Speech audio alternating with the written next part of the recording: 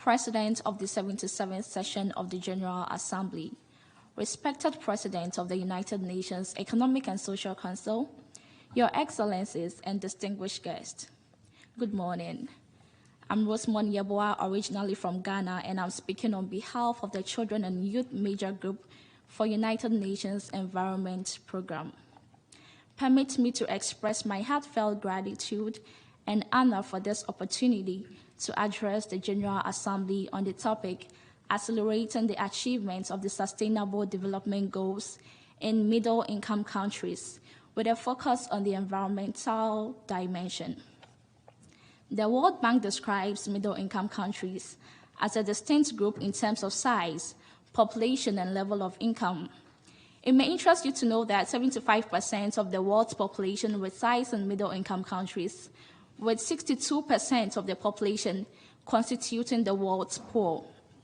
Middle-income countries account for approximately one-third of the world's economy and are significant drivers of global growth. It is therefore critical for us to address the environmental issues, which make up one-third of the 17 sustainable goals, interconnecting with good health and well-being, clean water and sanitation, responsible consumption and production, climate action, life below water, and life on land. What then are the challenges and gaps identified with middle-income countries? Carbon emissions from overexploitation of natural resources like oil and minerals have not only worsened the state of global warming, but has also contributed to the adverse effects of clean water, environmental degradation, air pollution, biodiversity loss, ocean acidification, and serious health complications. Using my home country, Ghana, as an example, the state of water bodies is transforming from clear to dark brown turbid water with loss of aquatic life due to illegal mining, what we call the galamsey activities. Fishing nets have started catching tons of plastic bottles instead of fish, which I personally witnessed during a beach cleanup in 2021. The landfills are crying out loud with undeniable order for rescue. Yes, there have been government attempts to tackle environmental pollution and climate action across middle-income countries like global funding for adaptation, as well as bilateral and multilateral support. But there still exists a gap of how much is too much relating to climate financing and the existing gap in knowledge and data. Environmental crises are broadening inequalities and jeopardizing the achievement of 2030 agenda, particularly in middle-income countries. In as much as we do the talking, it is important for us to discuss possible solutions. I agree with the notion that progress is impossible without change, and those who cannot change their minds cannot change anything. In middle-income countries and beyond, there should be conscious effort from governments and individuals to drive change, for it is said, if you take care of the earth, she will take care of you. Therefore, to accelerate the achievement of the Sustainable Development Goals with focus on environmental issues, I recommend grassroots education on climate action and the Sustainable Development Goals in the language that people best understand.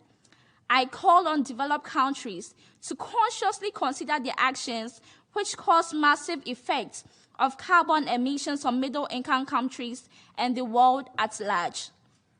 Developed countries should honor their budgetary pledges towards climate financing, and governments of middle-income countries should be held accountable for every money spent to achieve Agenda 2030.